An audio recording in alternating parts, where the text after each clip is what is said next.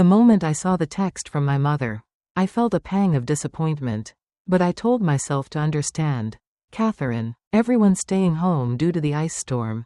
Christmas dinner is cancelled. Stay safe. I sighed, staring at my phone, trying to push away the loneliness creeping in. I had been looking forward to Christmas all year, though family gatherings had always felt slightly off, like I was an outsider looking in. I still held onto the hope that this year might be different. The storm must have been bad enough for them to cancel everything, I reasoned, even though the sky outside my window seemed perfectly clear. Determined not to wallow in self-pity, I made myself a cup of hot chocolate, wrapped a blanket around my shoulders, and settled in for a quiet day. I watched holiday movies, half listening as cheerful voices filled my empty apartment. I scrolled through my phone, resisting the urge to feel bitter. They didn't mean to exclude you, I told myself. They just wanted to keep everyone safe. Then, around 3 p.m., a notification from Instagram lit up my screen. I wasn't expecting anything, maybe a holiday post from a friend. But when I opened it, my breath caught in my throat. There it was, a freshly posted picture from my cousin Nina. Captioned "Perfect Family Christmas at Anna's. So blessed to have everyone together. #family tradition #Christmas dinner." I stared, unable to process what I was seeing. My parents, my sister Anna, my aunts, uncles, and even my grandmother were all in the picture, sitting around Anna's perfectly decorated dining table, smiling, laughing, raising their glasses in a toast. My father was carving the turkey. My mother had arranged her signature Christmas cookies on the table, the ones she only ever made for family gatherings. The ice storm, the cancelled dinner, the lie. My blood ran cold as I scrolled through more photos. Another one showed my little nieces and nephews opening presents by the tree, their faces lit with joy. In the background, I could see through the windows, clear, blue skies, untouched by any storm. There had never been a storm. My hands trembled as I gripped my phone, my heart pounding in my chest. This wasn't an accident. This wasn't a misunderstanding. They had deliberately lied to me. They had gone out of their way to ensure I wouldn't come. But why? Had I done something wrong? Had I unknowingly upset them? I racked my brain, searching for a reason, but deep down, I knew the truth. I had always been the afterthought. All those times I'd been told a gathering was last minute, that plans had changed, that people weren't feeling up to hosting. I had believed them. I had convinced myself that I wasn't being excluded, that it was all just a coincidence. But this was undeniable proof. The next morning, my phone rang. It was my mother. "Hi honey, hope you had a nice quiet Christmas. We missed you." The sheer audacity of her words made my stomach twist. She sounded so casual, so normal, as if nothing had happened, as if they hadn't spent Christmas laughing and celebrating while I sat alone. I took a breath, steadying myself, my fingers tightening around the phone. "Really?" My voice came out eerily calm. "Because Nina's Instagram says otherwise." The silence on the other end was deafening. I could almost hear the wheels turning in my mother's head, scrambling for an excuse. "Oh, well," she stammered. "Anna organized it last minute. And you know how you are at gatherings, always so quiet. We just thought." I closed my eyes. Always so quiet, always so different, always so easy to push aside. I had spent my entire life making excuses for them, telling myself they loved me in their own way. But this moment, this lie, made something inside me snap. This time, I wasn't going to let it go. As I sat in the eerie silence of my apartment, my mother's dismissive words still echoed in my ears. "Anna organized it last minute. You know how you are at gatherings, always so quiet." It was like a dagger twisted deeper into an old wound, one I had spent my whole life pretending wasn't there. This wasn't just about Christmas. It was about every other time they had made me feel like an afterthought. The pieces were finally coming together, and the truth was more painful than I had ever imagined. I had always been the responsible one, the steady, reliable daughter who followed the rules, while Anna had been the wild, free-spirited child who could do no wrong. I had been the one my parents trusted to keep things together. That was my role. That was all I was ever meant to be. I thought back to every moment that should have told me what I was only now seeing clearly. 3 years ago, when Dad had his surgery, I had taken 3 weeks off work to care for him. I managed his medications, cleaned the house, and cooked his meals. I had sat with him through long, painful nights, making sure he had everything he needed. Anna, on the other hand, had shown up for one afternoon, snapped a few selfies with Dad for social media, and then disappeared, claiming she had an urgent yoga retreat to attend. And yet, when my parents recounted that time to the family, Anna was painted as the devoted daughter, while I was simply doing what was expected. Then there was the Thanksgiving disaster last year. I had spent hours helping my mother prepare the meal, setting the table, and making sure everything was perfect. But when dinner started, I sat there stunned as she praised Anna for all her hard work. Anna, who had barely stepped into the kitchen except to sip wine and gossip. Still, I had smiled, bit my tongue, and convinced myself that it wasn't personal, that maybe my mother had just misspoken. But now I knew better. This wasn't about misunderstandings or forgetfulness. This was a pattern, a choice. How many times had I been unknowingly pushed out? How many family gatherings had they told me were cancelled only for them to meet up without me? How many birthdays, anniversaries, and holidays had I missed because they decided it was easier to leave me out rather than deal with me? I had spent my entire life trying to earn a place in this family. I had worked harder, given more, sacrificed again and again, all in the hopes that one day they would see me, that they would finally acknowledge me as more than just the responsible one. But that day had never come. And now, I realized, it never would. I clenched my fists, my heartbeat pounding in my ears. For so long, I had convinced myself that family was family. No matter how they treated me, that love was about forgiveness, about looking past flaws and holding on to the good moments. But what if the good moments had only ever been illusions? I pulled up the Christmas photo on my phone once more. There they were, my parents, my sister, my aunts, uncles, and cousins, smiling, celebrating, laughing, without me, not by accident, not because of miscommunication, but because they had chosen to erase me. And this time, I wasn't going to let them get away with it. The moment I confronted my mother over the phone, everything changed. Really? My voice was eerily calm as I stared at the Instagram photos still open on my laptop, evidence of their betrayal in vivid color. Because Nina's social media posts show everyone had a wonderful time at Anna's house. Everyone except me. The silence on the other end was deafening. For the first time in my life, I had caught my mother off guard. I could almost see her struggling to craft a response, to spin the lie into something digestible.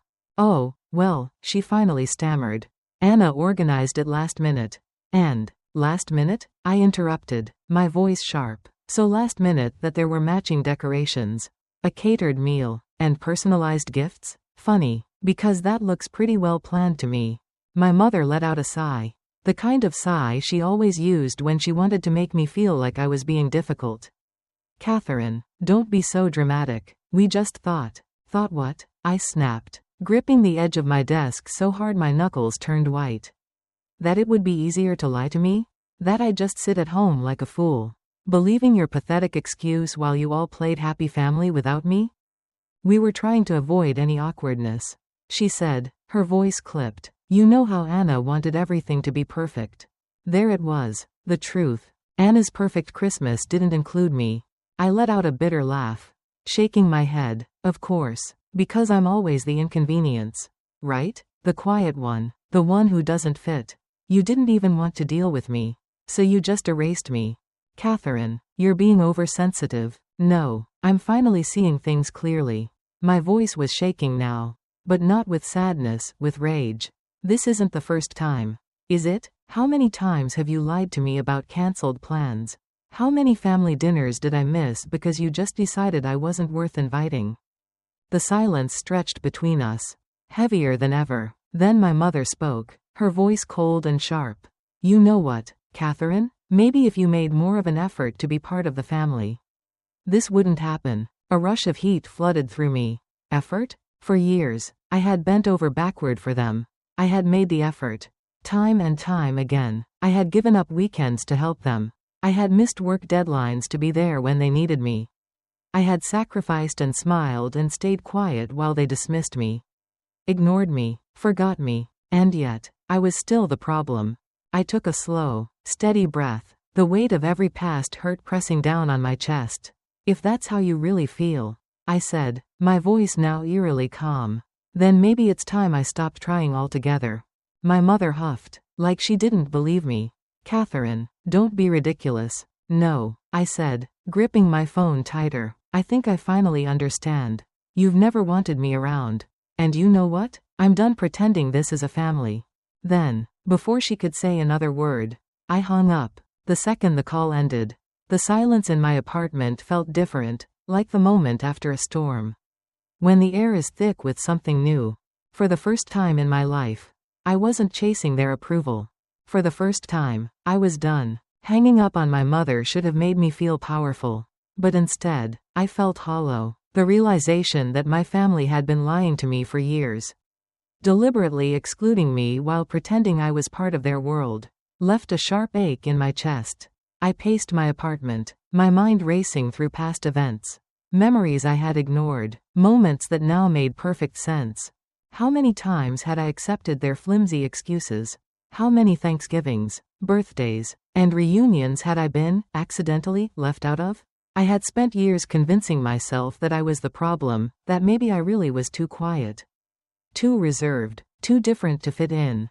But now, staring at the Instagram photos of my family laughing without me, I knew the truth. They had erased me. The thought sent a shiver through me. My childhood, my sacrifices, all the years I had spent bending over backward for them, none of it had ever mattered. Then, my phone lit up. A message from my sister. Anna, Catherine, I heard you called Mom. I don't know why you're making such a big deal out of this. It wasn't personal, okay? We just thought Christmas would be more fun without the tension. You're always so serious, and I just wanted one peaceful holiday. Hope you understand. I clenched my jaw so hard it hurt. Not personal? They had lied to my face. Made me spend Christmas alone. And now Anna had the audacity to tell me it wasn't personal? That it was somehow my fault for being too serious? I felt something inside me snap. For years, I had let them treat me like an afterthought. I had swallowed my anger, ignored my pain, and kept trying to earn a place in a family that clearly didn't want me. But I wasn't going to stay silent anymore. I opened my laptop, my hands trembling as I typed a group email to everyone. My parents, my sister, my aunts, uncles, cousins, everyone who had been at that perfect Christmas dinner. Subject: since you didn't want me there. Message: I hope you all had a wonderful time at Anna's Christmas dinner, the one I was told was cancelled due to an ice storm. It must have been a relief not to deal with my serious presence ruining your fun. Since I'm obviously not part of this family, let me make things easier for you. I won't be attending any future gatherings. I won't be reaching out. And I won't be the fool sitting at home, waiting for an invitation that will never come. Enjoy your picture-perfect family moments. I'm done pretending I belong. I attached the screenshots of my mother's stay home. Everyone's canceling plans texts right next to the glittering Christmas photos from my cousin's Instagram. Then, before I could hesitate, I hit send. The response was immediate. My phone vibrated nonstop as messages flooded in. My mother tried calling, twice. I ignored her. My Aunt Marie sent a panicked text claiming they had just forgotten to tell me the plans had changed. My Uncle Robert said I was being dramatic. And Anna? She sent me a single text. Anna, wow, you really love playing the victim, don't you? I exhaled slowly, my fingers tightening around my phone. They didn't feel guilty. They didn't feel remorseful. They just didn't want to get caught. For the first time in my life, I saw my family for what they truly were. And now that I knew the truth, I wasn't going to let them hurt me ever again. The days after my email were a storm I never saw coming. My phone wouldn't stop buzzing, texts, missed calls, voicemails piling up like debris after a disaster. My mother tried calling, her voice a forced blend of concern and irritation in the messages she left. Catherine, you're overreacting. Call me back. Enough with this drama. Young lady, we're family. Stop embarrassing yourself. And then there was my father's email. Short, direct, brutal. You've really crossed the line this time. Family means sticking together, not throwing childish tantrums. If you can't handle that, maybe it's best you stay away. A week ago, those words would have crushed me. Now, I just stared at the screen, feeling nothing. Or maybe it wasn't nothing. Maybe it was clarity. They weren't sorry. They weren't even trying to deny what they had done. They were just mad that I had called them out. That I had shattered the illusion of their perfect family image. Then, Anna's message came. Anna, I hope you're happy. Mom's been crying for days. And Dad is furious. You made Christmas all about you. As usual, why do you always have to ruin everything? I let out a bitter laugh. I had ruined Christmas? I had spent the holiday alone. I had believed their lies. I had swallowed the betrayal. I had sat in my apartment, thinking my family was doing the same, only to find out they had been celebrating.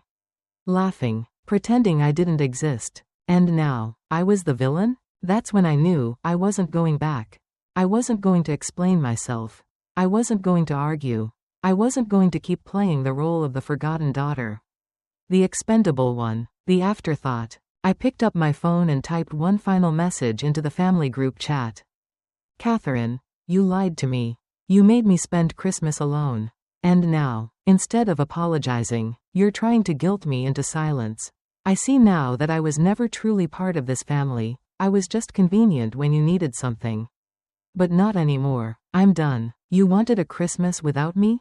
Consider it a preview of the rest of your lives. Then, without hesitation, I left the group chat. For the first time in years, I felt free. A week after I cut ties with my family, I received a message that changed everything. It wasn't from my mother, my father, or Anna. It was from Rachel, a longtime family friend. Someone I hadn't spoken to in years.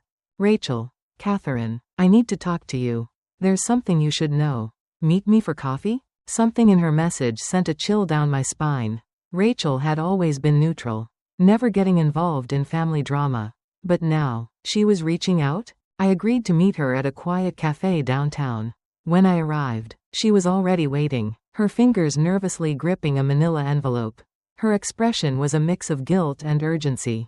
I've been seeing what's happening with your family, she began, voice low, glancing around as if making sure no one was listening.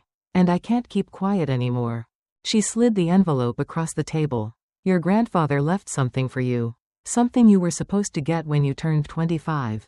My heart pounded as I opened it, my eyes scanning the pages inside. Bank statements, legal documents, property deeds. At first, the numbers didn't make sense. Hundreds of thousands of dollars. Real estate. And then, it hit me like a truck. It was mine. Or at least, it should have been. Rachel exhaled sharply, watching the horror dawn on my face. Your father was the trustee. He was supposed to give you access when you came of age.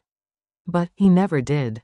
I flipped through the records, my stomach twisting in rage as I saw the transactions.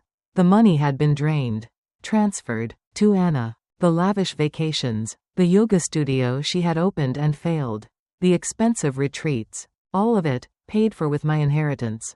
I gripped the papers so tightly my knuckles turned white. How long have you known? My voice was barely above a whisper. Rachel hesitated. I suspected for years, but your father swore me to secrecy. Said it was for the good of the family. But after seeing how they treated you at Christmas, I knew I had to tell you the truth. I sat back in my chair, my breath shaky. My whole life, I had worked myself to exhaustion, paid off my parents' mortgage, taken care of my father after his surgery, sacrificed my dreams, and all along, they had been stealing from me. I looked up at Rachel, my resolve hardening. They thought cutting me out of Christmas was bad? A cold, determined smirk crossed my lips. They have no idea what's coming next. I grabbed the envelope, tucked it under my arm, and stood. I had a lawyer to call. 1 year after exposing my family's betrayal, I stood in my new apartment, watching the snow fall outside. My life had changed in ways I never imagined. No more desperate attempts to win their approval. No more waiting for scraps of their affection. I was free, but that freedom had come at a cost. I hadn't spoken to my parents or Anna in months, not since the court case concluded. My father had taken a plea deal, agreeing to pay restitution. My mother had avoided jail time but had been humiliated in the process. Anna? Her yoga empire had crumbled, and she was now working as a receptionist, far from the glamorous life she had stolen from me. And yet, despite everything, my mother still found a way to reach out. That morning, a single text from her flashed on my screen. "Catherine, it's time to move past this. We're still family." I stared at the message, my fingers hovering over the keyboard. Was she serious? After everything they'd done? A part of me, the girl who had spent decades yearning for their acceptance, almost wavered. But then I remembered. The lies. The stolen money. The Christmas I spent alone while they celebrated without me. I exhaled slowly, deleted the message without responding, and turned away. A knock at my door interrupted my thoughts. I opened it to find Rachel, my longtime family friend, standing there with an old photo album in her hands. She smiled, a warmth in her eyes that felt more like family than my own parents ever had. "I found this while cleaning out some old boxes," she said, handing it to me. "Thought you might want it." I flipped through the pages, my heart catching in my throat as I saw the pictures, memories I had long forgotten. There was my grandfather, his arm around me as we fished at the lake. A birthday party where I was grinning ear to ear, cake smeared on my face. Rachel sat across from me, watching as I lingered on one particular photo, my grandfather and I sitting on the porch. Deep in conversation. "He always said you were the strong one," she murmured. "He knew they favored Anna. But he believed in you." I swallowed the lump in my throat, closing the album with a soft smile. I think I finally believe in myself too.